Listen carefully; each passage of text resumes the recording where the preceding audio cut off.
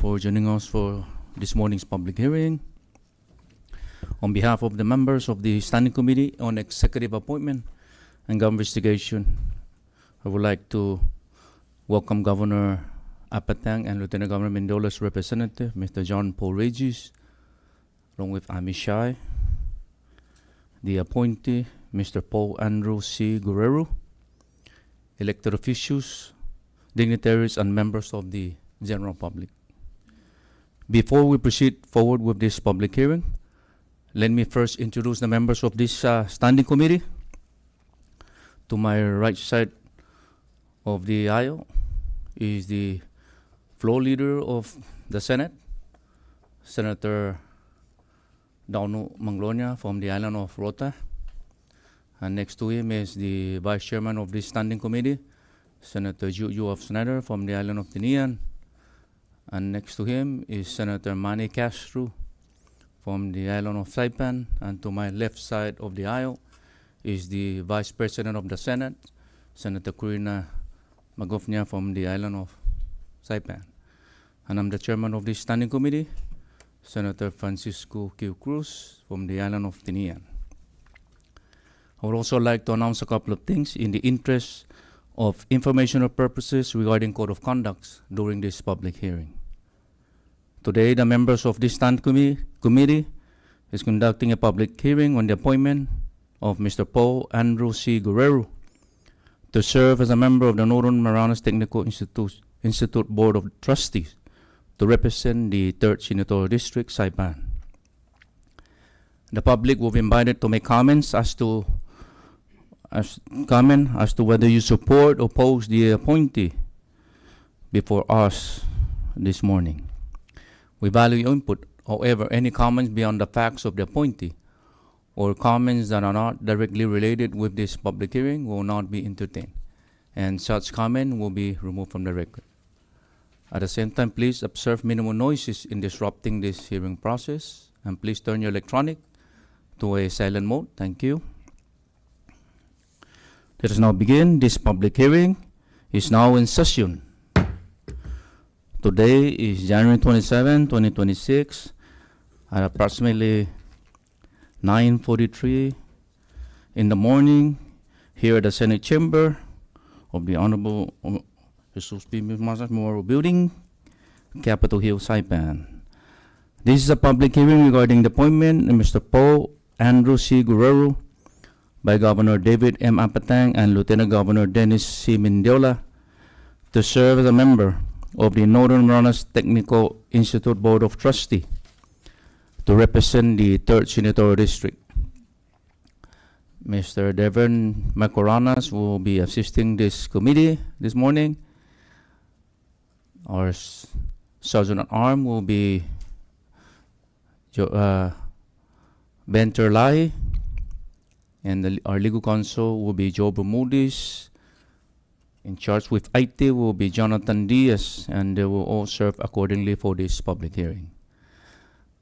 This time, I ask Mr. Marianas to please call the roll. Senator Ronnie M. Calvo. Present. Thank you. Senator Manny T. Castro. Stiga. Senator Francisco Q. Cruz. Here.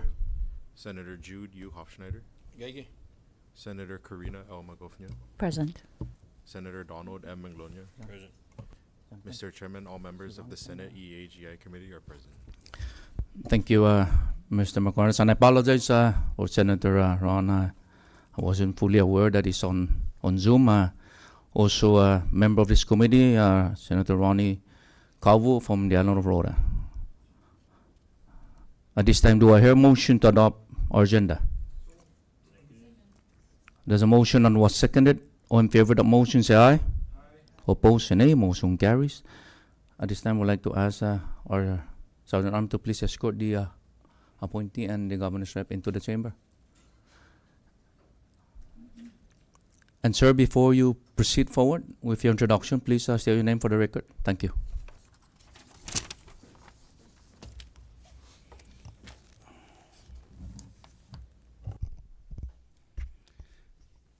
Good morning. Good morning, Hafaday Zantiro, Honorable Chairman Francisco Q. Cruz, and honorable Senate members of the Executive Appointments and Government Investigations Committee. For record purposes, my name is John Paul B. Regis, Special Assistant for the Administration under the Office of the Governor.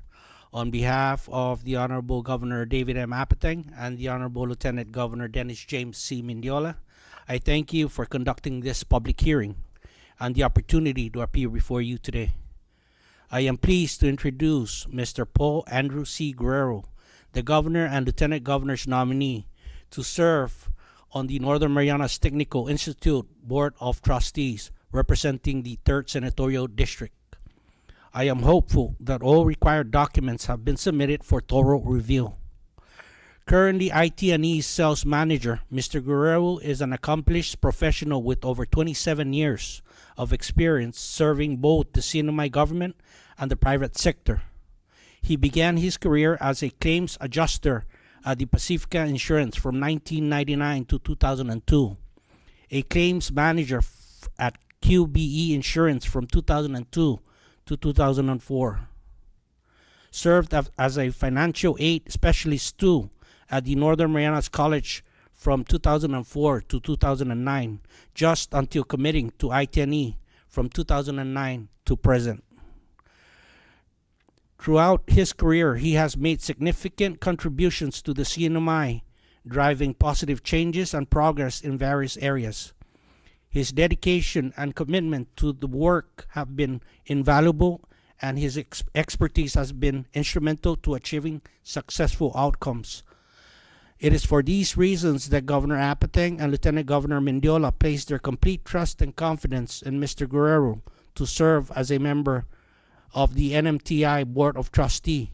We know he stands ready to answer any questions and present his preliminary plans for the future, and we kindly seek for your expeditious approval.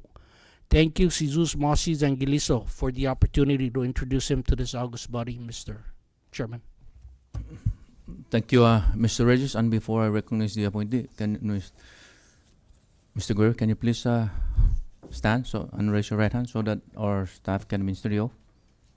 Paul Andrew C. Guerrero, you do solemnly swear under the penalty of perjury that the testimony you shall give in the matter at hand shall be the truth, the whole truth, and nothing but the truth. Thank you. Thank you, Mr. McCorrance. And Mr. Guerrero, I know that you have submitted all required documents, but if you have anything else that you wish to share this morning, you have the floor. And before you proceed, please state your name for the record. Thank you.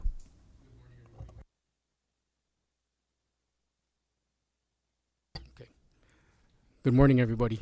My name is Paul Guerrero, and I'd like to first start by thanking the Governor and Lieutenant Governor for confirming the appointment for this organization for NMTech. It's an honor and a privilege to be recognized for something of this stature. Sorry, I'm a little nervous my first time, but my parents are Alfredo and Remedio I. Guerrero. I come from a family of 8 siblings. So growing up, we've always been, I'm the youngest of the bunch. So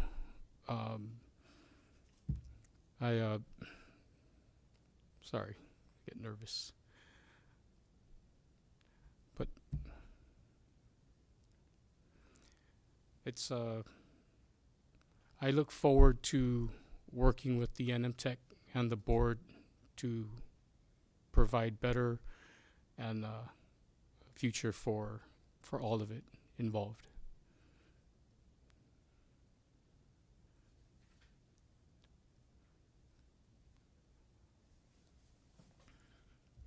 Thank you, Mr. Guerrero. And before I recognize the members of the general public to participate, first I would like to recognize those agencies that are invited to, to deliver testimony. First from the NMTI, the Northern Marianas Technical Institute, the Chief Executive Officer, Ms. Jordina Atto. Is she here? And again, ma'am, before you proceed, please state your name for the record. Thank you.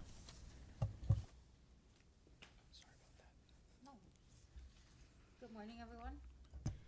Good morning, everyone. For the record, my name is Jodina Atao. I am the Chief Executive Officer of the Northern Marianas Technical Institute. I have known Paul pretty much my whole life. He was always a mentor since I was in high school. He is a very dedicated professional in his field. He's gone through so many different careers in his life and has built a really well-known reputation in the community. He's very active in the Chamber of Commerce and everything that, you know, involves the private sector and the growth of our community. And so I have a lot of faith in Paul being a part of the NMTech Board of Trustees. I know his expertise in the automotive industry is also a plus. Perspective that we can gather from him to, you know, enhance our programs is really something that we're going to be very grateful for if he does get appointed to this board. I did submit a written letter of support, just for the record. Thank you. Thank you, Ms. Sato.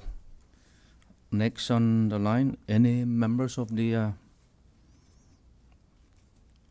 technical Northern Marianas Technical Institute? Any board of trustee that is here, other than the executive director or the chief? If no one else, at this time, would like to open the floor for any member in the gallery that wishes to come forward and deliver testimony, whether you're in support or not in support. You're welcome to come forward and deliver your testimony. And before you proceed, please state your name for the record. Thank you.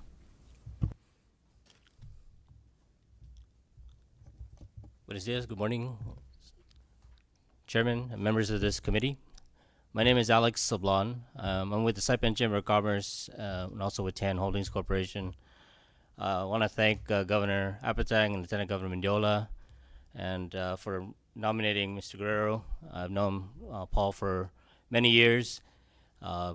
Truthfully, he's been engaged in a lot of the activity that I've done through my career. At QBE, he was representative for policy that we had with the organization for its stint while it was here in the CNMI. And then with the IT&E, you know, I can't think of a better individual for this position. He is one that's grown through the ranks of leadership, and currently a sales manager. He's done a very professional job in working with our contracts with TAN Holdings and previous organizations that I've been with in the Commonwealth. And, you know, as we've had a chance to talk over the years, and more recently, you know, he's part of an organization, IT&E. I don't want to speak on their behalf, but I do want to speak to their record and Paul's involvement in engaging with NMTech. IT&E has been an organization that has conducted training within the organization. They have put together relevant educational protocols that require IT&E's individuals to be trained, and IT&E worked with NMTech, and I believe Paul was part of that process. He's also explained to me over the course of the recent BEAD award to IT&E that, you know, a significant number of those individuals that went through the training process within BEAD possibly will be a part of the, I believe, 19 or 21 census tracts within the within that process. And so IT&E and Paul and the organization are very engaged within the workforce and hiring U.S. citizen workforce within the CNMI. And as we talked briefly before his hearing here, you know, we discussed the issue of funding for NMTech, and you know, unfortunately, they are not engaged in the idea that we could get FAFSA or things of this nature for the students. And so they're relying, and hopefully things are going to change soon, but they're relying solely on funding that comes from the CW training program, educational fee, the funding that comes from this August body, and through the budget process. But more specifically, appreciate that the administration's working towards attempting to try to get the cover over and more funding from the fees that are accomplished when we have a CW hired for in the CNMI. I am one that has been, along with IT&E and Paul's group, sounding the alarm, if you will, about needing to focus in on Voc Tech and getting IT&E to, not IT&E, excuse me, NMC, NMTech, and PSS to continue to collaborate. I've said this before. This has been one of the more, I think, responsible timelines within the three organizations to sit and try to coordinate and cooperate and get engagement for true training, Voc Tech training in the CNMI. And I'd like to see a lot more collaboration with NMTech and NMC to see how we can get scholarship funding for these students. There are individuals within the community that are better with their hands than maybe with a textbook. And that's notwithstanding the arduous requirements to getting certified to be a master plumber, master electrician, and everything else that comes under it. You still need to book learn, but also learn with your hands. And so I'm hopeful that definitely Paul's involvement, again, as somebody that's grown through the ranks, understands what it is to be a true individual within the process of growing an organization. I think he would be an excellent candidate, and I support him 100%. So thank you to this committee, and I'm hopeful for his confirmation. Thank you. Thank you, Mr. Sablan. Still open for public comment.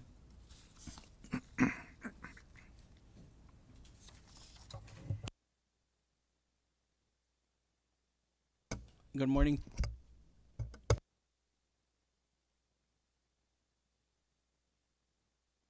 Okay. Good morning, Chairman Cruz, senators. My name is Warren Villagomez. I'm the preparedness director for Hospital and Public Health, and as well as the Marianas Visitors Authorities board chairman. Thank you for this morning's hearing. I'm here to testify in support of Mr. Guerrero. As mentioned by the previous speaker, this is a critical time and juncture in the CNMI to to bring a person in that understands the local workforce limitations, as well as how can we provide a direction towards vocational training and other things that we critically need here in the CNMI, considering the challenges that we're facing with labor issues. So as stated, I'm here to support Mr. Guerrero's nomination to the Marianas Technical Institute Board of Trustee. I have known Paul for more than 20 years on the professional level as well as personal. I worked closely with him during the COVID pandemic. And he was very instrumental in making sure that our communication lines are in service, as well as how can we improve and make sure that we're linked to the world. Paul is known to be a very trustworthy and dependable person. Paul's also passionate with his work and is always willing to help people. He is diligent and offers solutions to address problems. Paul is a team player and works well with others to accomplish goals and objectives. I believe Mr. Guerrero will be a great asset to NMTech Board of Trustee. He will work diligently with his colleagues to continue to provide the best services to students and people in the CNMI. With this, I respectfully urge the Senate to confirm Mr. Guerrero's nomination. Thank you. Thank you, Mr. Villagomez.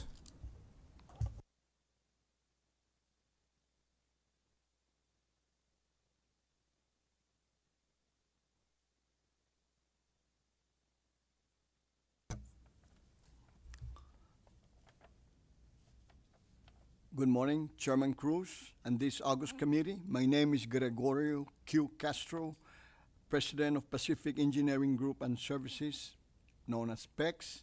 I would like to take this opportunity to openly support the governor's and the lieutenant governor's appointment confirmation of Mr. Paul Andrew Guerrero to the Board of Trustees for the Northern Marianas Technical Institute. I have known Mr. Guerrero since 2005, and I've closely worked and observed his professional trajectory.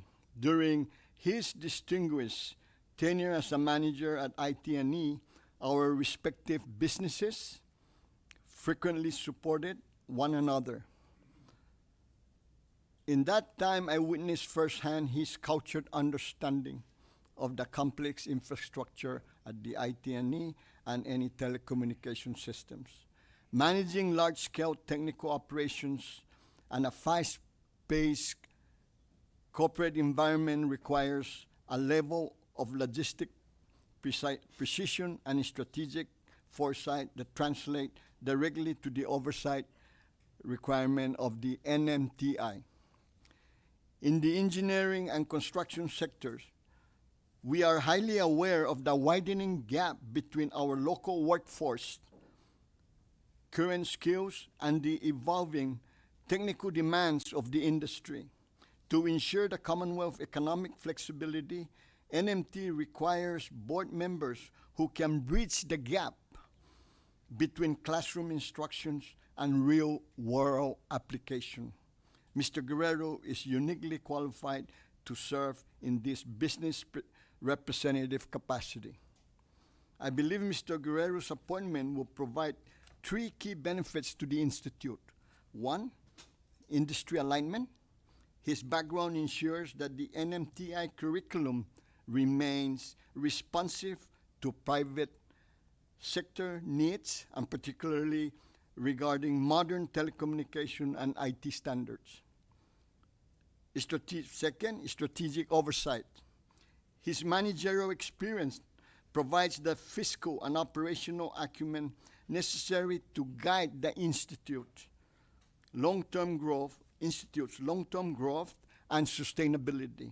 And the third one is workforce development. He shares a deep commitment to cultivating a local workforce that is not only job ready, but future ready. Beyond his technical expertise, Mr. Guerrero is a leader of high character.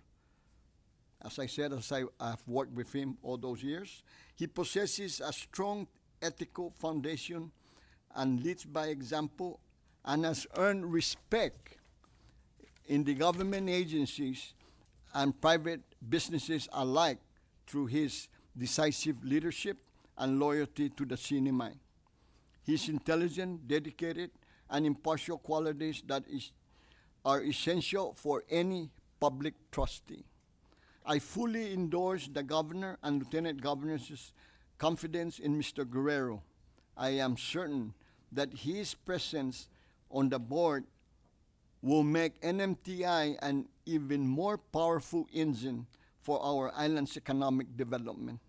I respectfully urge this August committee to favorably consider his confirmation. And thank you for your time and the opportunity to testify in support of this outstanding candidate, Mr. Paul Guerrero. Thank you, Mr. Castro. Still open for public comment?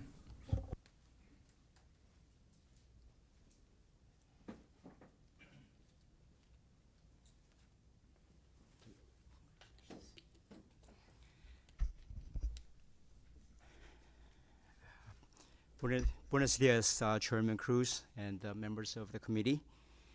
My name is Steve Jang, small business owner. I want to express my enthusiastic and full support for the nomination of Mr. Paul Andrew Guerrero to the board of NMTI. Mr. Guerrero brings a wealth of practical, high-level experience from his extensive and successful career in diverse business sectors. This vast commercial expertise will provide invaluable strategic insight and governance as NMTI navigates its future growth and operational challenges. His perspective is precisely what is needed to strengthen the board, and I'm confident that he will be an exceptional asset, and I'm in full support. Thank you so much. Thank you, Mr. Chen. Still open for public comment. Anyone else? Even family members are welcome to come forward. If no one else, once I close public comment, we're not going to go back to public comment. So if no one else, then at this time, my public comment is now closed. And I would like to recognize first the Vice President of the Senate from the island of Saipan to raise question or concern regarding the appointment this morning. Suzus Masi, Chairman. I'd like to say good morning to Mr. Guerrero and the family members and supporters who are here this morning to conduct his hearing as a nominee. So first of all, Mr. Guerrero, congratulations on your nomination, and I'd like to thank you for accepting that nomination, as it will add more responsibility to your current obligations that you have, if you may. And so great testimonies by the individuals who came to support you. In looking at your resume, quite an impressive resume here. I see that you have a little bit over 16 years with IT&E as a manager, account manager, and now sales manager. So that, along with your other employment history, so that tells me that you've held some managerial or leadership roles. And with that said, I will go straight into my question. And in looking at the citizen-centric from NMTI for FY 2024, I believe, 2024, their mission statement is to produce skilled individuals and strengthen the CNMI workforce. And I would like to hear from you, should you be confirmed, if you could please share with this committee your vision to help create that partnership and collaboration between the private and public sectors to achieve NMTI's mission. Thank you. Thank you. Yes, 100% absolutely. For my vision to create that collaboration and continue for it to grow would be, for one, we would like to continue more outreach to our local people to become more involved in the Trades Institute, or Technical Institute, sorry. We do have a lot going on. I mean, we understand that the sunset for CW is 2029, and once those guys are gone, if that may be the case, we're going to have to be very reliant on ourselves locally. And if we're not going to be able to help ourselves, then we're going to find ourselves in trouble. So, excuse me, we'll definitely need to continue to push to get our local residents to, attend the Technical Institute and keep advancing their knowledge so that we can be self-sustainable in the technical industry for ourselves. Great response. Thank you. And I think that is part of the challenge, right? Is changing the mindset of our people to consider obtaining skills and from a technical school, which is, really needed. As you mentioned earlier, that we are at the latter part of the CW program, and that's a huge concern because we just don't know which way it's going to go. It could go either way. They may grant us additional time or an extension, or they may not and just kind of let us sink or swim. And with that, I guess I'm more curious to know as to how can we get our community, our people, right, to even consider, gaining some technical skills from the school, because it's not very, you know, I'm speaking for myself, in my opinion. I don't see a lot of our people really engaged or even interested in trying to get, some skills in the technical area, which is a huge problem because, a lot of the activities that are happening right now is in the construction sector. And you look around, and a big percentage of our construction is, are not locals, right? They're CWs. And that poses a huge risk and problem for the CNMI should the CW program ends.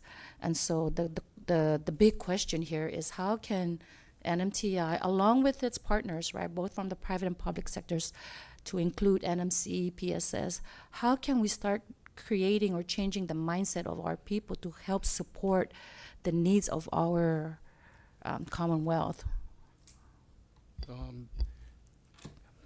One of the ideas that I've actually been pondering about, and how do we do this, I think possibly from maybe the middle school level to a high school level, if we can put a survey out and see which students are actually involved in these types of things, outreach to the high schools, we have to be honest with ourselves. The individual themselves have to be interested in it, right?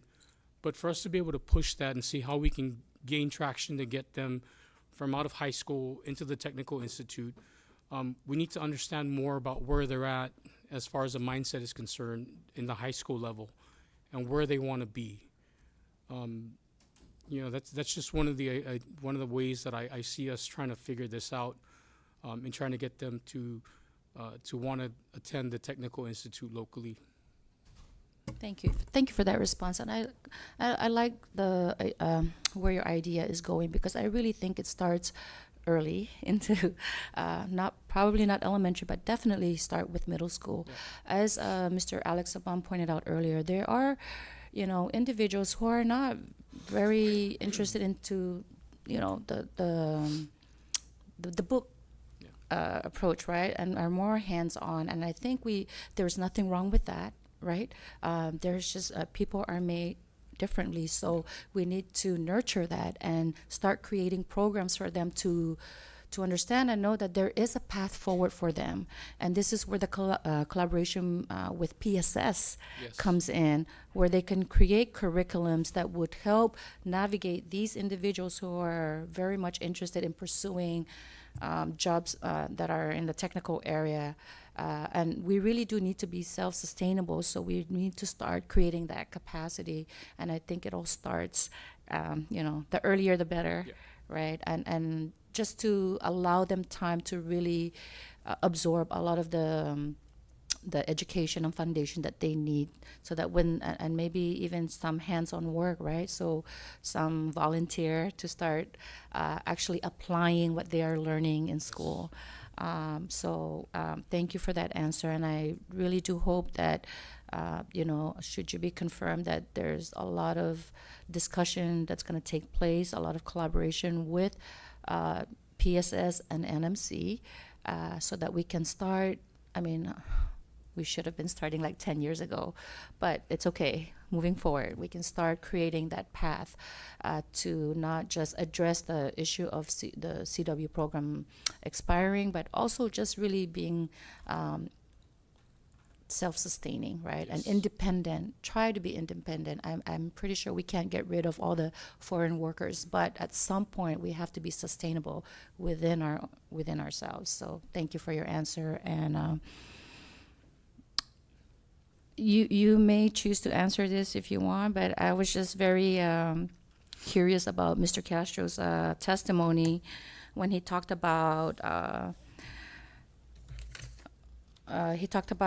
industry alignment and workforce development, and he seems to be very confident in your ability to cultivate a local workforce that is not only job ready but future ready. So I'm very curious to hear a little bit more. If you understood what he was stating, then if not, it's fine. I know the statement come from him and it didn't come from you, but if you care to elaborate, that would be great.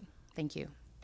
Okay. I'm just gonna go out on a whim here, and I think the industry alignment has a lot to do with technology, because without the technology, it's gonna be very difficult to be able to move forward. So I'm thinking that what he meant by that was that in order for us to be able to continue to align the industries between NMTech and the vocational stuff that is going there, we're going to need technology as well to be able to continue to move forward. I can't really speak more on what it is, but I would assume that it's going to have to go hand in hand. Thank you for that response. That's all I have, Chair. I yield. Thank you, Vice President. Now I would like to recognize Senator Manny Castro. Thank you, Chairman. I just want to say a disclaimer. Mr. Paul is a former coworker at the college, so when it comes to finding funding sources, I'm sure he's going to be pretty. He's going to be able to find those sources. I just wanted to share some comments and just explain a little about some of my experiences and how they link to the comments which I'm about to say. My grandfather owned a construction company, Tenorio and Sons Construction. So growing up, I was always involved in construction. Right. And at the same time, when I went to Hopwood, we did have some career technical programs, which nowadays I don't. My son goes to Hopwood. I don't see some of those programs. Things change. Yeah.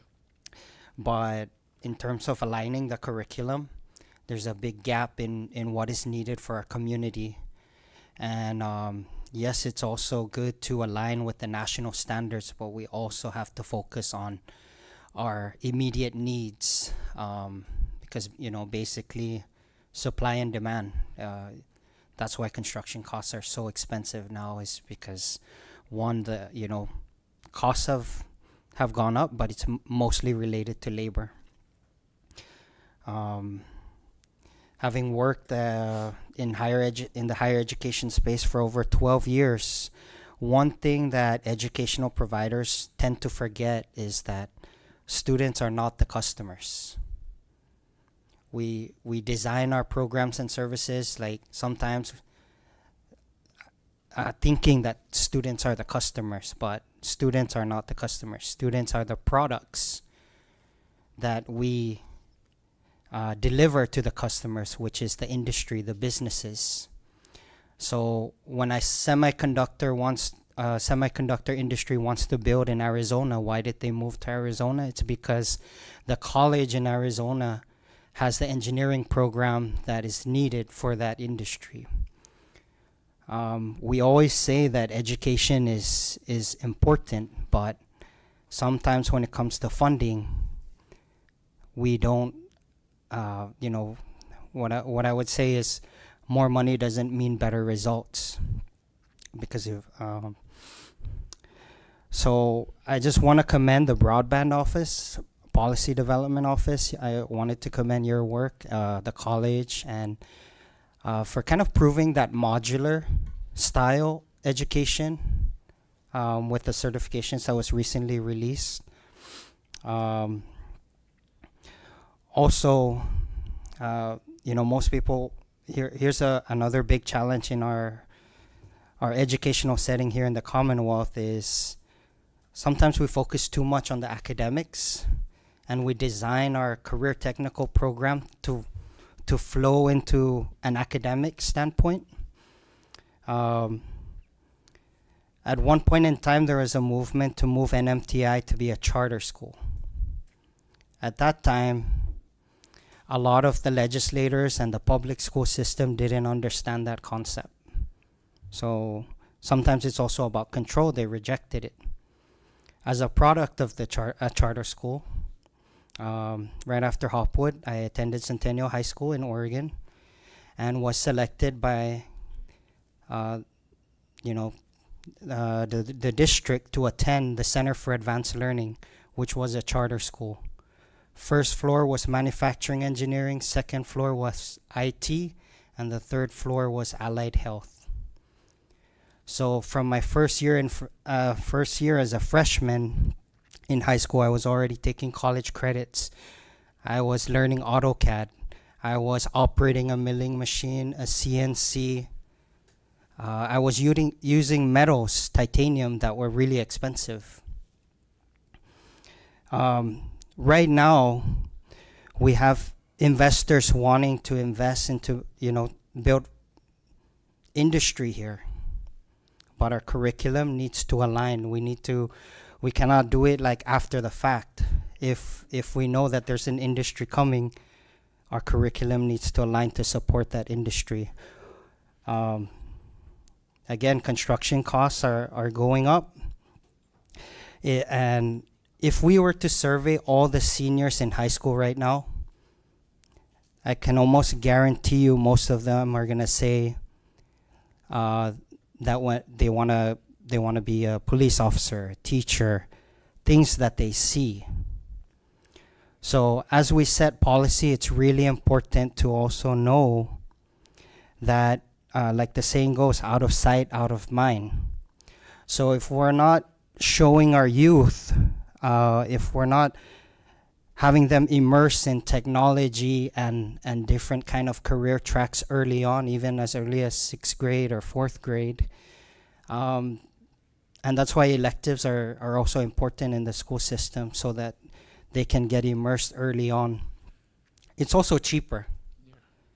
Higher ed is really expensive nowadays, but it doesn't have to be that way. I wanted to, commend the college for keeping tuition low. We're probably one of the most affordable in the nation. But at the same time, I tried to change, in my time in the House, I tried to change the law with scholarship, because it shouldn't only be regional accredited institutions that get CNMI or SHEFA. NMTI should be able to tap into that, as long as they have the industry recognized credential. So that this is the as policymakers, we also have to look at that. Regional accreditation is good, but at the same time, nowadays there's industry certifications that are just as good. That ensures that the certification you get at NMTI will land you a job. And I think that's what our goal is. So as a board member, I think that's something, should you be concerned to look into because I can do that on my side as a legislator, but we need help also from the educational providers. Some of the policies we have in place are designed to a certain institution. So if the concern is funding, I just wanted to give you a heads up on that. Should you get the position or get nominated. Other than that, I just want to thank you for your service in advance.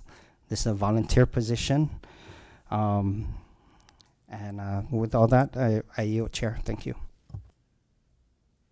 Thank you, Senator Castro. Now recognize Vice Chair Hofstadter. Si sus masi, Mr. Chairman, buenos días para todos amzo, especially si Mr. Paul Guerrero and the familia, the children are here. Thank you for being here. To the administration's representative for presenting Paul to this committee. How do we say it? Full disclosure, Nyao. Welcome to the Senate. I want to just first I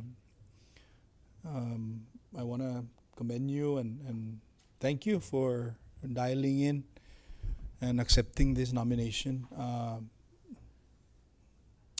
because I know that you have a busy schedule, not only with your full-time work, but with family. And it takes a great deal of character and dedication for you to dial into this. And there's a lot of great comments being made, both from your testimonies in support and Vice President and Chairman Castro here.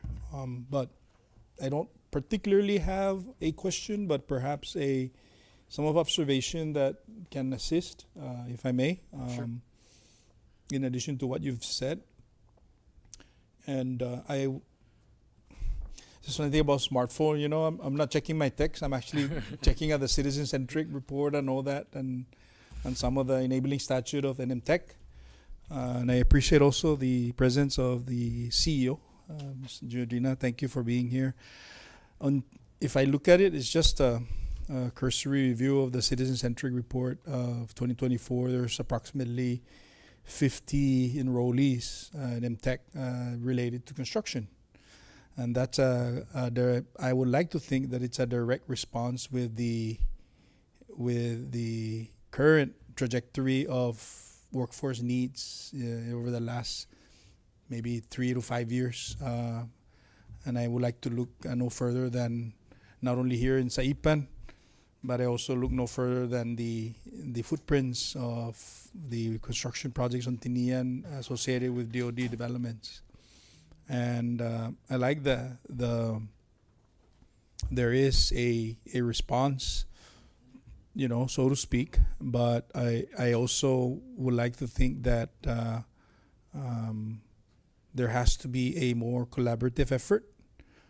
I appreciate that you're saying you need to reach out to the middle school level and try to work with, we look at PSS, right? And in the enabling statute, and I stand corrected, they're a part of the advisory board to revisit this structure of training center.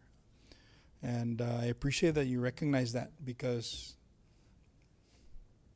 I don't know should I say this, but I think the stigma before is if it's a trade school, you get, you know, this much per hour. Right.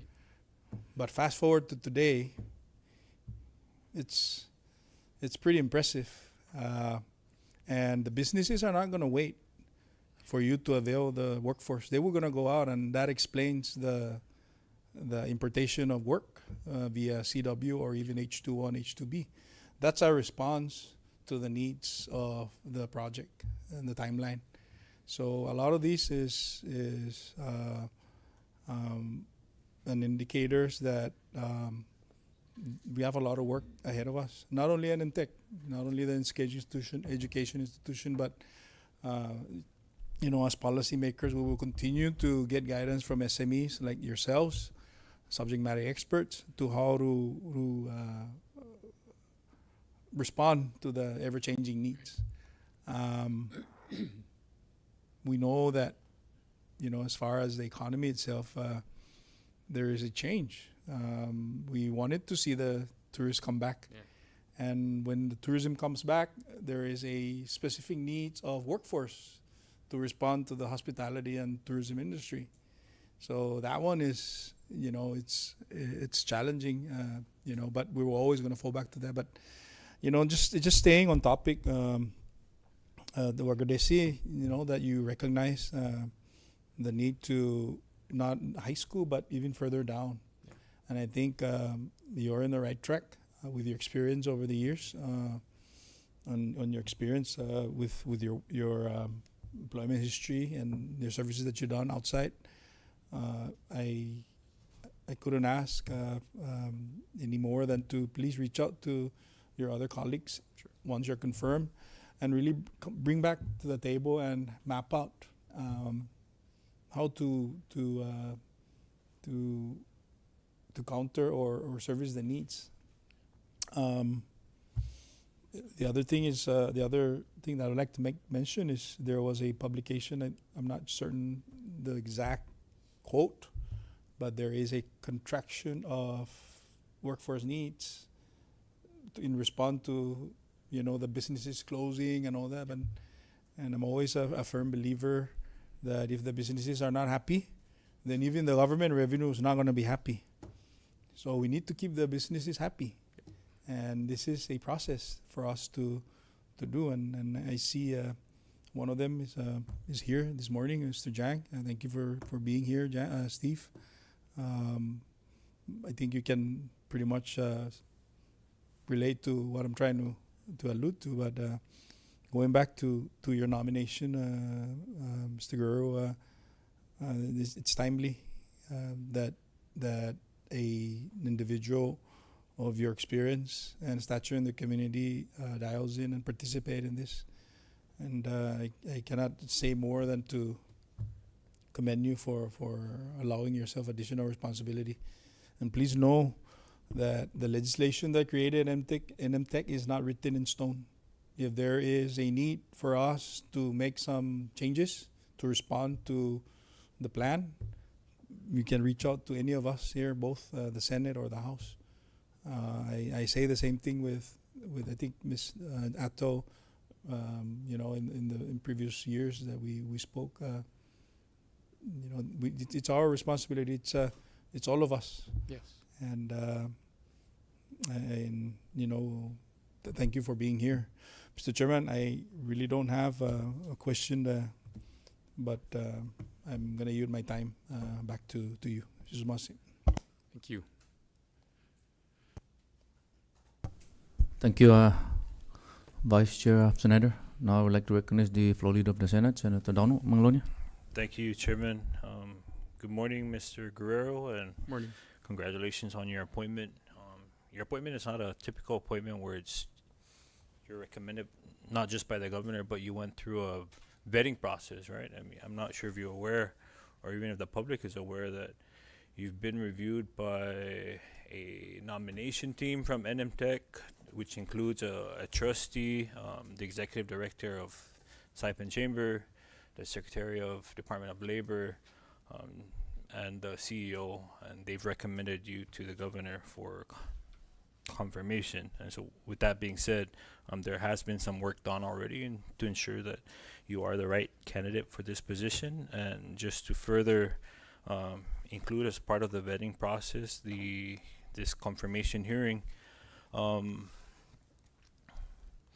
just wanted to bring to your attention, that there are already programs set in place that kind of entices or motivates some of our students or even our community members to start looking at occupations within the vocational field.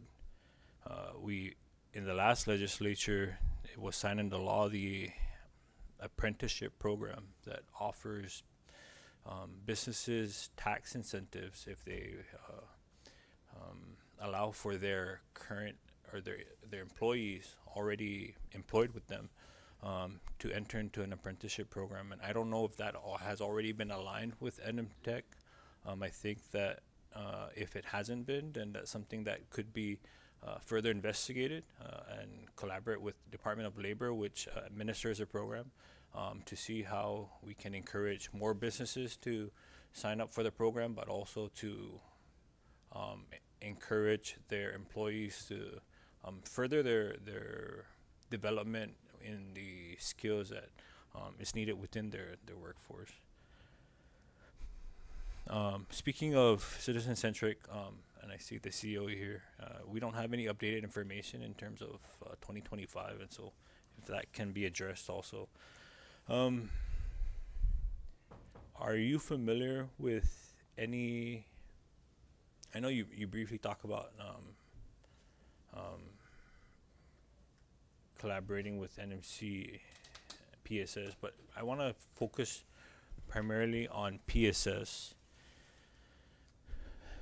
The latest report from the 2024 centric report indicated that there's a summer program in which 56 students have participated in. I think that maybe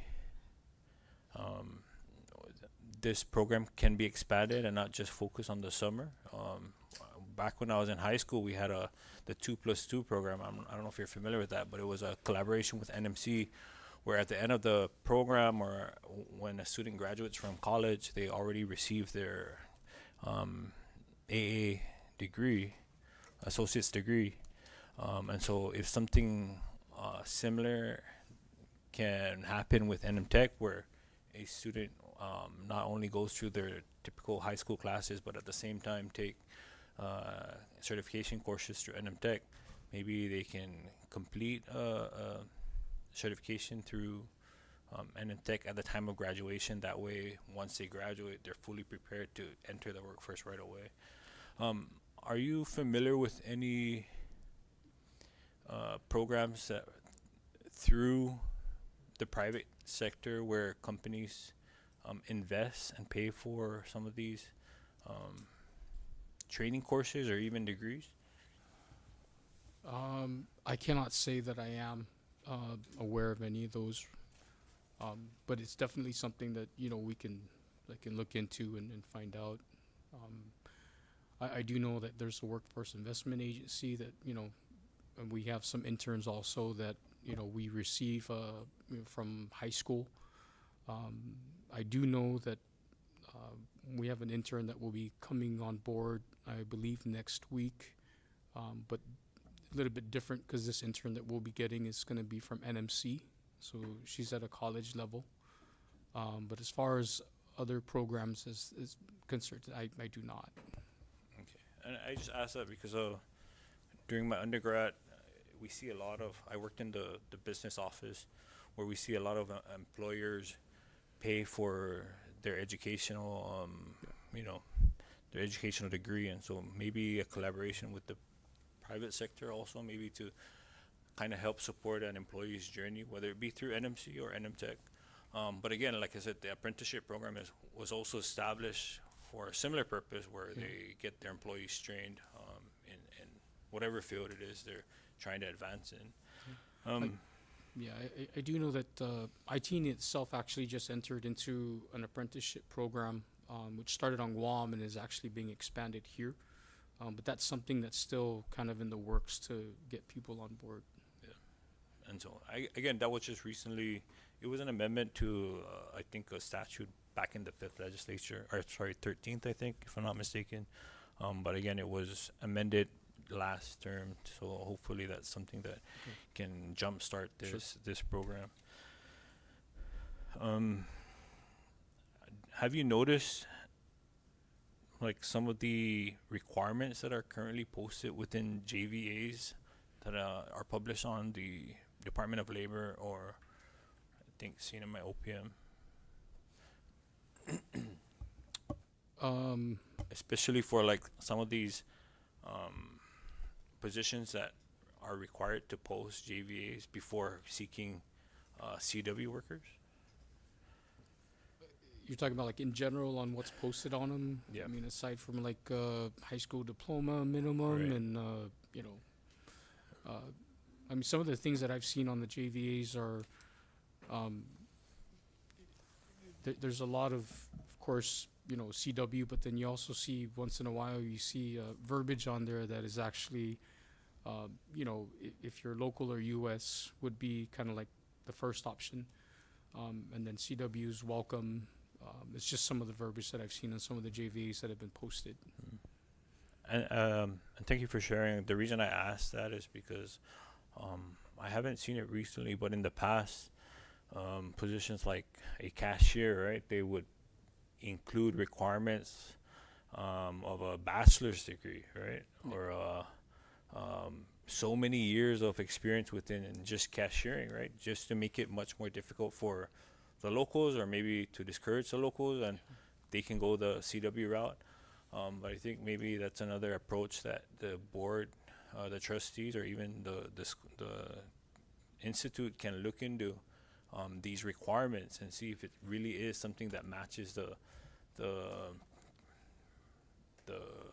performance or the duties that are really required of them. Because if that's the case, then despite our efforts in trying to get people to sign up for certificate programs, after they're done with the program, they may still be unqualified in the eyes of the employer. And so taking a look at all the different job requirements within the listings that is posted, maybe that's an approach that NMTech could use to kind of tailor their programs, or even meet with these employers to try to whether come up with an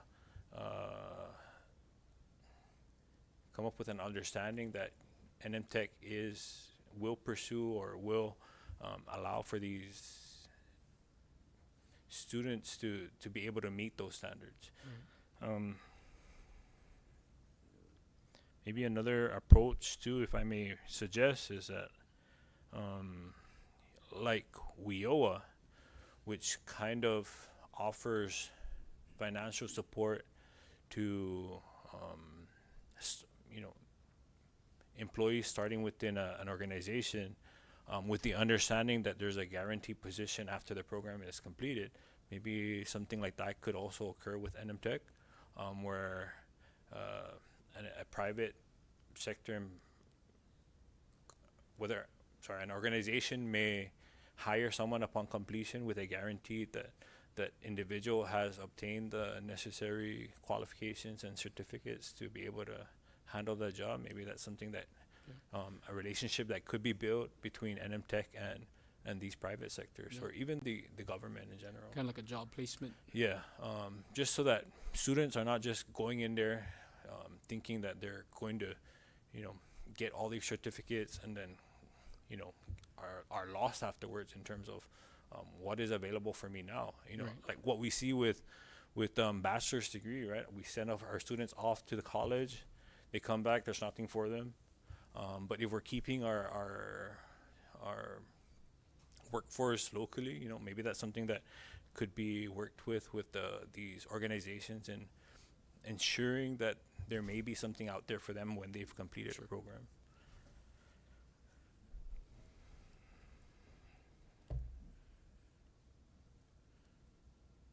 And then also, if confirmed, Mr. Guerrero, I kindly ask that if it's not being done yet, if NMTech could keep track of those students who have completed a certain program or programs, what is the hiring rate afterwards?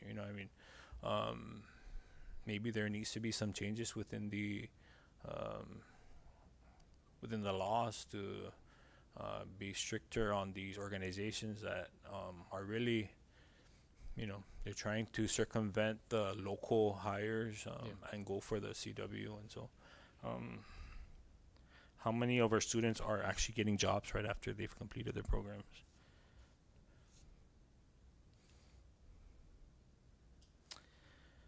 Other than that, like I said, you've already been through a vetting process, and then just based off of a lot of the comments that we've received from prominent members of our community, as well as the general public, and this being your first opportunity to serve as a board member, I look forward to seeing what you have planned out for NMTech, but also with the collaboration of the other trustees. Ms. Chanel from Rhoda, I'm trying to work with her to also try to get more opportunities for our students on Rhoda to either come up during a summer program, or other solutions like housing and stuff like that, to try to get our people enrolled in NMTech, as opposed to NMTech trying to also find instructors to go down the Rhoda, which could be an issue. And so hopefully that is something that you can also help support in trying to see how we can come to find a better solution to trying to get more opportunities to our people from the 1st and 2nd Senatorial District. And with that, thank you for your time. And at this time, Mr. Chairman, I yield. Thank you, Floor Leader. Now I would like to recognize Senator Ronnie Cabo.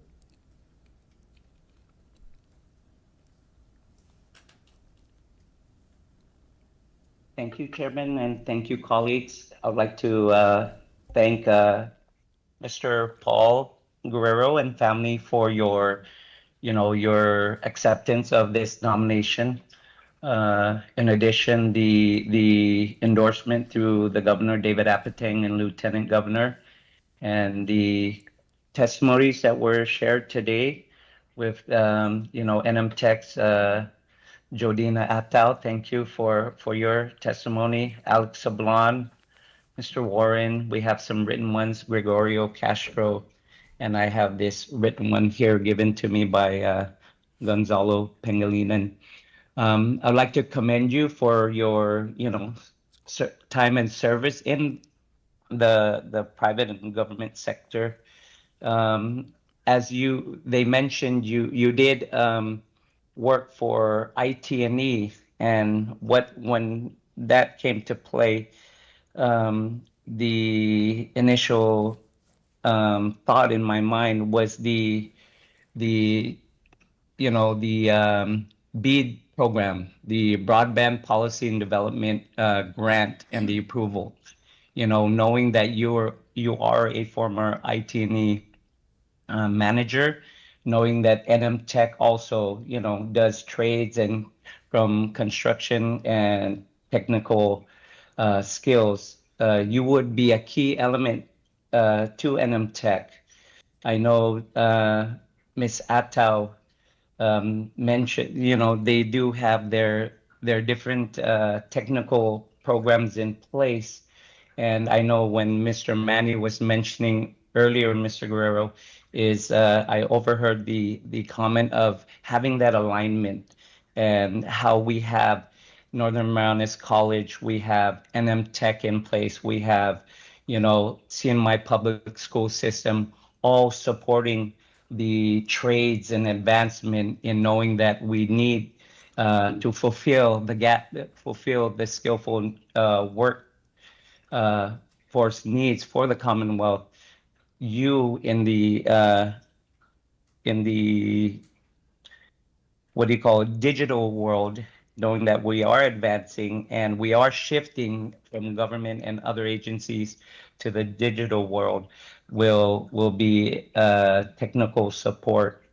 What I'd like to see is that we find out where through the different, the three different entities, if you can help with the board, ensure that there's, we complement each other, where we don't duplicate, like NMC, NM Tech, duplicate careers that, make duplication on career paths that that are needed within the workforce. That's my thought in mind.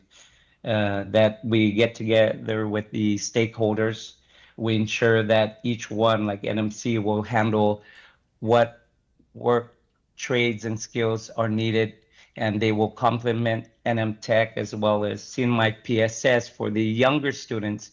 And like Mr. Donald said, the career and technical ed programs that PSS offers, to include more in that regards.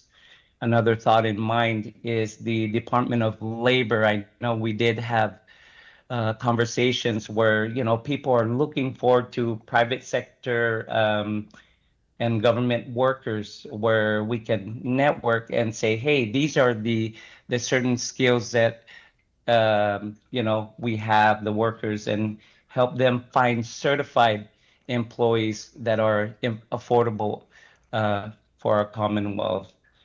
These are some of the things that I would like to have you keep in mind, and in regards to even grant and funding to help NM Tech, where CNMI PSS has its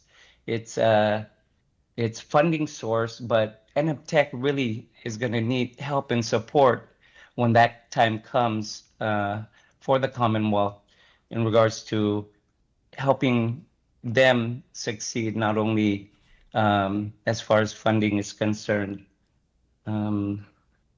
So I thank you and the testimonies and all of our colleagues. I do look forward. Your resume is, speaks for itself. and we look forward to you help complementing NMTech should the nomination be. So I thank you again. I thank our committee as we look forward to making that decision in the confirmation of your nomination. So thank you so much. Thank you, Chairman. You as well. Thank you, Senator Calvo, and good morning again, Mr. Guerrero. Good morning. I share the same sentiment with my colleagues.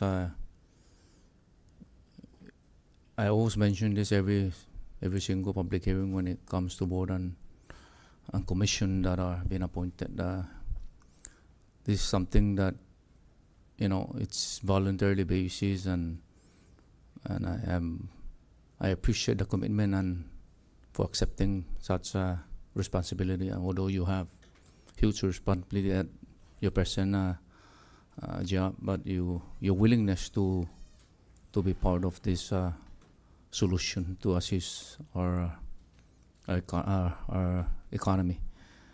We all know, we mentioned about workforce, because workforce, I believe, is one of the main component for economic growth. And I believe in anywhere in the world, without workforce, even though we have all the businesses and lack the skill of workforce, I don't think that business will grow. So this is the problem that we're going to face in the coming year, 2029. We lack the workforce, and even though we continue to invite new investors to come in, and we don't have those skilled workers, I don't think any potential business will come and do business here because of lack of skilled workforce. And I'm glad that I think the NMTech is collaborating with PSS, but I know that this is your public hearing, not anyone else but you. But if I may, if no objection from the members, I would like to invite the CEO of the NMTech to come forward and join, because I want to inquire, to clarify some of the concern that I received from members of the public last year. And even myself, CEO, I just learned last year that PSS is collaborating with NMTech and sending students to NMTech. But I learned also that those students that have been sent to whatever they choose to cover, I want to inquire from you whether they continue to do the same, which field that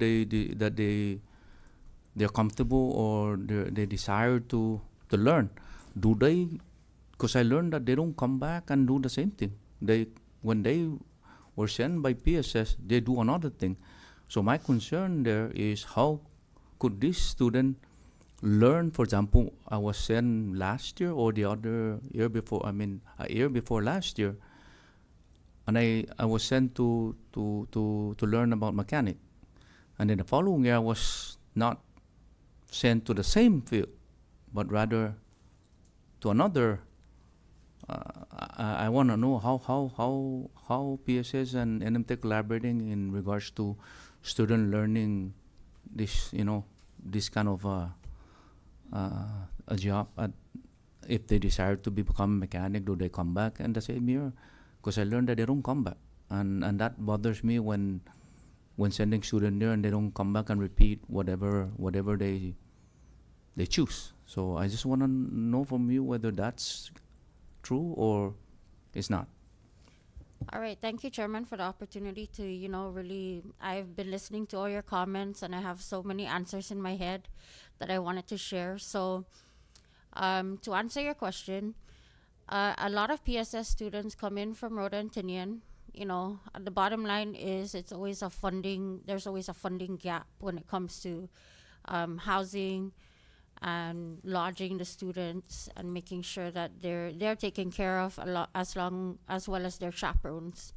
I know which student you're talking about.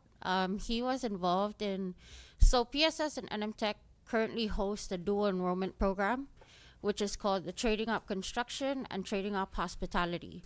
The hospitality program is very robust because it's very academic based, but also you're able to earn, 3 certifications in guest service attendant, food and beverage, and front desk attendee. So that's more of like a classroom level type of setting, whereas the Trading Up Construction program is a little bit more of a hands-on one. We cover the prerequisites, so a student has already graduated from high school and leaves with a certification from NMTech. Now, to answer the question about the Rhoda and Tinian students who do come in, those guys don't necessarily participate in the dual enrollment program, but they do participate in the summer tech programs, which is exploratory. So each year that they come in, they explore different types of trades. It's not just one trade at a time. This past year, that's always been a pilot program. So the very first year, we only had 12 participants. And now we're up to about 50 some participants for summer tech exploratory classes. There are students from Rhoda and Tinian who are very interested in, taking courses within carpentry, within construction, and automotive. However, our biggest challenge is identifying instructors from, who are residents of Rhoda and Tinian. The reason we want to identify the instructors who are residents of Rhoda and Tinian is so that we're able to partner with NMC, utilize their workshop spaces, NMC and PSS, utilize their workshop spaces so that we're able to pay for that instructor. At the same time, they can teach and they're available to the student in person. We've tested a lot of things. We even brought a potential instructor. We paid for his instructor certification training program, and unfortunately, he wasn't able to pass all the testing that was needed for him to be certified to be an instructor for the programs that we offer. There's also a vetting process behind that. Right now in Tinian, we are tapping into our current DPW students who we've also piloted. We've tried to do a virtual type of classroom, but it's very hard to do a virtual classroom when we need simulators for them to actually, complete the class and go through the testing. So we constantly fly our one instructor down with 2 additional staff just for all the logistics. It can get very pricey. We do have MAP funding for that, but it's over time with all the different types of recruitment efforts that we've tried to solidify resident instructors for the different islands. It's just been very time consuming. It's been very financially it's a very challenging situation. And so our efforts we're really trying our best to get our programs out in Rhoda and Tinian. We're trying to do virtual options, but it's really hard to do virtual. We need people in person and actively involved if we want to make sure the practical assessments and the practical learning is happening. I hope that answers your question. Thank you, CEO, for those information of NMTech commitment, although funding is always an issue. I'm trying to inquire in regards to PSS program. Mhm. You mentioned that's only to explore. I know that they send some students from Tinian and Rhoda over here for the last summer, and I think they're here over a month. So I just wanna that's why I'm trying to inquire what sort of collaboration on what sort of training they're having. If it's just an explorer, I asked that maybe perhaps more collaboration with PSS, because that PSS provide all the expenses for that, right? Correct. Some so of them. so and that's why it bothers me when students just come over to explore and not learn something, to be able to, maybe when they come out from high school, maybe they'll be able to continue, and they can, if they don't feel to go further education, but rather technical, no, they see either mechanic, plumbing, or so forth that you have at the institution, because we all know not everyone, as what was mentioned by Senator Castro, a lot want to join, law enforcement or maybe military, and so on, because they don't want to go further education. But if they have this kind of opportunity, which is we have it here at Technical, and they were able to have guidance as to encourage them to pursue, I'm pretty sure they'll be interested. And like I said, if PSA is just sending them every summer and giving and it's a concept of or an idea of just to explore, for me, how can they learn if just exploring? They have to be trained so that they can be certified. Maybe perhaps if it's not enough during those summer classes, maybe if they graduate high school, they can continue and they get certified by the institution. Because like I mentioned, it's workforce is one of the main component of our economic growth, and if we don't take this issue seriously, here comes 2029. I don't know where we're going. Like I said, even though we have so much hotels here or new company coming in here, and we will not be granted another extension for CW. We, even with H1, I know that from issue, I hope that our delegates continue to lobby not to impose it here, that 100,000 fee. I don't know who's going to afford that. But anyway, I'm just trying to see how we can, move forward and help these youngsters that are very interested in learning, and maybe perhaps they can fit into our private sectors or and be part of our workforce here. Because, man, like I said, if we don't, it's just around the corner. And this has been going on ever since USS, when they took over immigration, they've been giving us the CW money to be prepared, and I don't know how we're going to, to continue to justify it. I hope that they can continue to, to consider our island economy, because tourism is our main revenue source for the Commonwealth. We don't have any other major or big companies that can provide. When government pull out, we're stuck with tourism. So I'm just hoping that maybe perhaps more collaboration with PSS into how we or even with NMC. And I understand that it was mentioned not to come up with some misunderstanding, because I remember, good thing that Senator Castro mentioned, because I was still here when NMC, PSS, and when Pellegrino time, they were fighting over the $1.5 million that are from CW. So we're trying our best to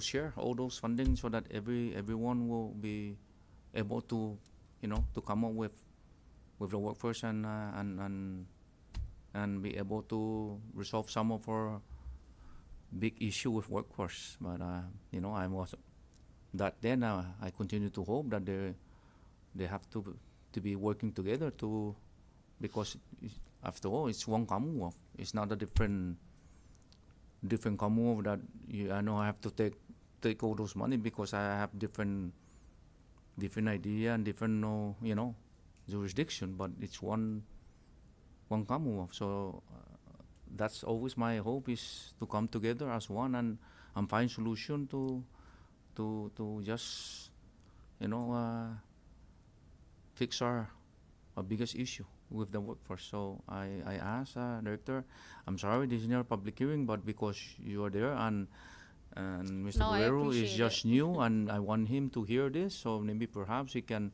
bring it up, and if he's given the blessing by the Senate to be part of the trustee, maybe perhaps can bring that up and see what you can do for the students that are willing to, you know, I'm talking about high school students that are willing, and we want to make sure that the spends of PSS is worth it. No, sumilong na pumali man mangasta, they learn something that, and then they want to come back and repeat the same thing so that they can learn. But if it's every year, they keep changing, so just to explore, good to explore. We have plenty money, but you're exploring and then you don't come back because lack the resources. So I'm just trying to make sure that it's worth it, that you explore at the same time learning something for them to be part of our Commonwealth workforce. So I'm just trying not to lecture, but I'm just sharing something that maybe perhaps we can, you know, I'm not saying 100% we fix the problem, but somewhere there we can fix problem. So again, I appreciate your time and your patience, and thank you. If anyone of the member wants to inquire or concern from the CEO, then I recognize Senator Castro. Everybody wants to be recognized already, so I'm sorry that I call you up. No problem. Thank you, Chairman. And CEO, I just wanted to kind of like summarize what our good chairman is saying. You know, like I said earlier, more money doesn't mean better results. It's really what we do with that funds to reduce costs but improve outcomes. Right now, in terms of the nation, we have a $1.8 trillion student loan debt crisis.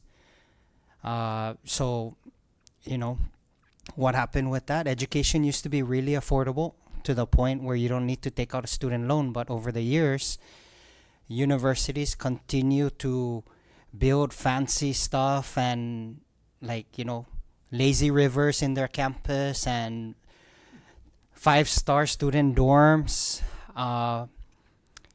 and less on the curriculum. So who ends up paying that bill is the student, because they have to take out a student loan. But then when they get out into the workforce, the job doesn't pay enough to cover that student loan. So given the 3-year, I think we have less than 3 years for our you know, the phase out of the CW program, we really need to accelerate our learning options. And this is an advantage for NMTI because by design, you guys can do that. And you know, just by focusing on that, it's gonna mean a better return on investment. Because like our chairman said, you know, we don't have the luxury of exploring like over and over. Maybe it's good in the elementary because they have all the federal funding. But even in higher ed nowadays, parents are starting to really signal in and make sure that their students know what programs are available, and so they don't end up graduating with a degree that gives them hardship later on. So there's a lot of money out there, you know. Department of Labor, I mean, even the child care program, it's just a matter of being very innovative and strategic on how to tap into those. And And right now, you guys have the best case given all our challenges. So thank you again for your service, and just let us know how we can help you do what you need to do. Well, if I may, I just want to share that NMTEC's honestly our sole funding source is the CW program. Each year, though, those funds decrease by, I want to say, 50,000. So like in fiscal year 2025, we were only able to receive 600,000. With that, we've done so much work. We've added to our roster of instructors, but we kept them as part-time. Part-time instructors are very helpful in the classroom, but when it comes to, prioritizing strategically, of course, they keep their day jobs, and then they come in and teach, evening classes and whatnot. So right now I only have 6 full-time instructors, and they're doing a lot of the legwork behind all the providing, SME stuff that needs to happen regarding all the various accreditations that we have with the different trades. So I just want to put it out there that although we're not institutionally accredited, all our programs are, and we are really trying to get to that level where we get accredited as an institute, but I'm actually putting that off until the new campus is built, just because accreditation costs a lot of money. Not only does it cost a lot of money, it's money that we don't have. So I hope, that kind of brings a little bit of clarity around how we're going about this. With regard to the exploratory program, those are for students in younger age groups. We cater to 11-year-olds to 17-year-olds in the Summer Tech program. Some of them do come from Rhode Antonian. We're still trying to brainstorm different ways to make it work with those communities. Like I said, we are working very closely with the Department of Public Works. We've done trainings with them for the solid waste management program. Very successful turnout. And so we're trying to identify at least 1 to 2 instructors from Rhode Antonian, like I said, to be on site. That way we can help provide them all the resources that they need in order to run these classrooms at those respective areas. Thank you. Thank you, CEO and Senator Castro. Now recognition of Senator. Just quickly, Mr. Chairman, and thank you, Ms. Atto. How when we start discussing the program, I just wanted to echo again the same sentiment by Chairman Cruz and Senator Manny. But it's always the funding, right? And the priorities. And, as you continue emphasizing the challenges of funding, it's drawing conversation in my mind, and that it's allowing us to think through. I just wanted to bring that out. Number 2 is, can you restate the program one more time with the Rhode Antonian students, please? So for Rhode Antonian, they're able to.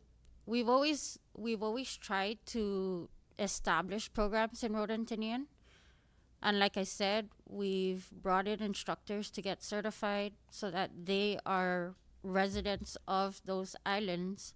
However, they weren't able to pass the certification testing to become an instructor.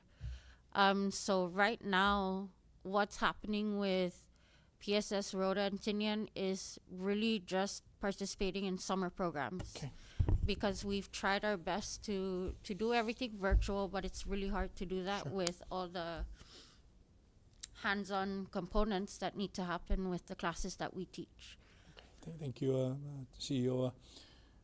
Do we, on top of your head, do you have like the latest, or what are the really the workforce demand right now as far as in the community on all three islands?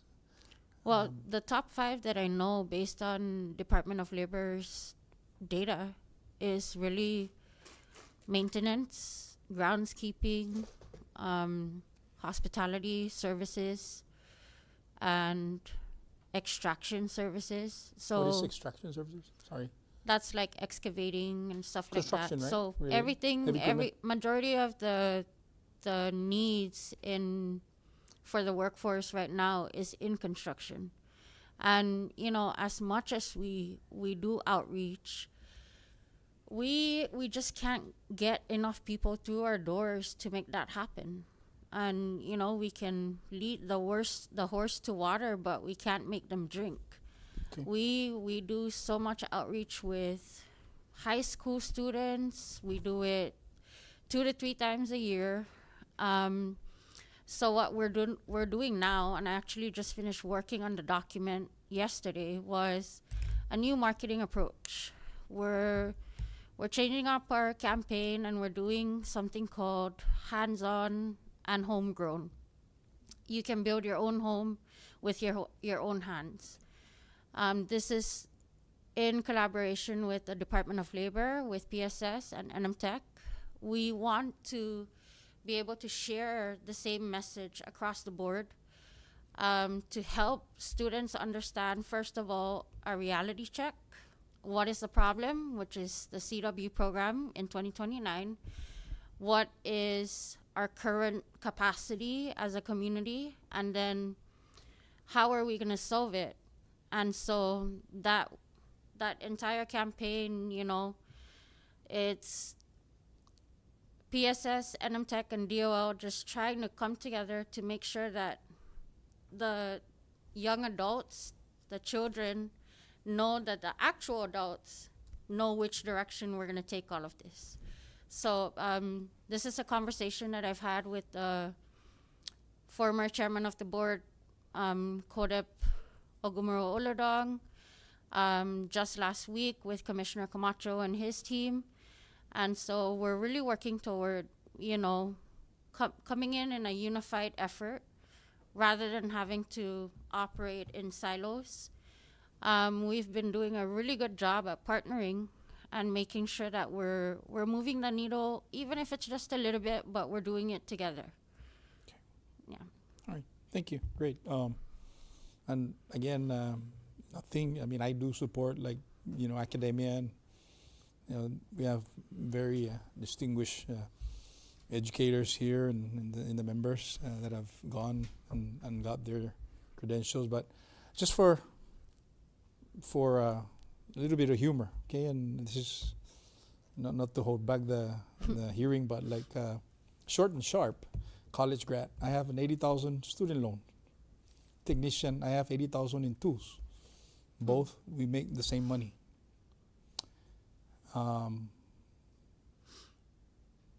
Slightly savage. College teaches you how to write a paper about work.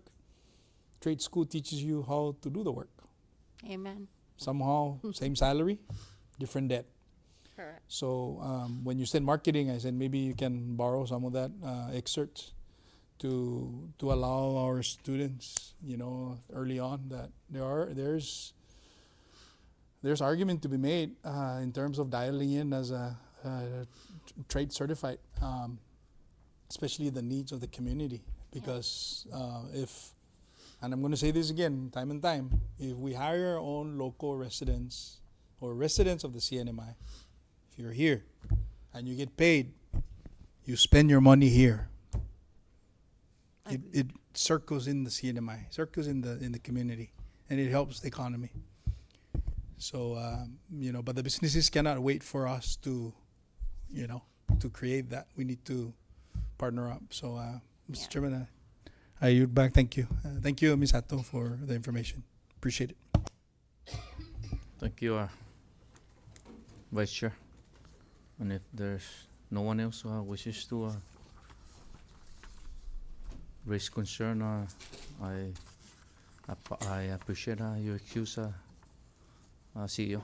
Thank you for Of course. you know, Thank you, for Chairman. your patient understanding, for coming up and answering some of the concern and inquiry from this body. Appreciate it. No problem. Thank you.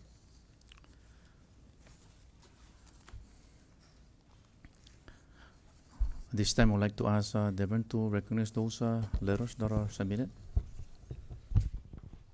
Mr. Chairman, members of the committee, Mr. Guerrero, and members of the general public, in addition to the oral testimonies received today on the executive appointment of Mr. Paul Andrew C. Guerrero to serve as a member of the Northern Marianas Technical Institute Board of Trustees, please be advised of 11 additional written testimonies officially received in support of the appointee from Esther L. Munya, the Chief Executive Officer of the Commonwealth Healthcare Corporation, Jodina Attal, Chief Executive Officer of the Northern Marianas Technical Institute, Eric Vandermoss, the President of the Marianas Business Plaza, Joshua Wise, General Manager of Pacific Health Incorporated, Tracy M. Guerrero, General Manager of Atkins Curl Saipan, joint letter from Turnkey Solutions from Brock Calvo, Jerry Lynn, and William Guerrero II, Gregorio Q. Castro, President and CEO of Pacific Engineering Group and Services, from Jay Santos, Gonzalo V. Pangilinan, Stephen Mateer, and Edwin K. Probst. At this time, no written testimonies in opposition to the nominee's appointment have been received by the committee. Thank you, Mr. Chairman. Thank you, Mr. Macaronis.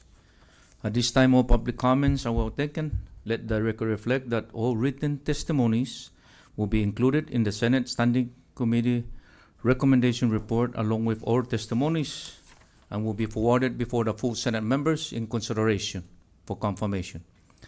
At this time, before we adjourn, I would like to stand on behalf of the members of the Standing Committee our sincere appreciation and gratitude to Governor David M. Apatang and Lieutenant Governor Dennis C. Mendoza's representative, Mr. John Paul Regis, the appointee, Mr. Paul Andrew C. Guerrero, and most especially the members of the general public for your participation and involvement during this important public hearing process.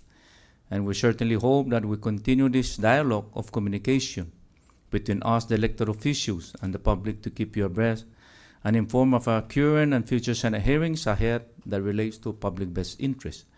This concludes this public hearing for this morning. Do I hear a motion for adjournment?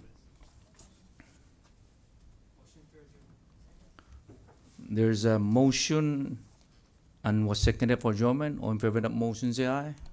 Opposed, say nay. Motion carries. This public hearing this morning is officially adjourned. Thank you.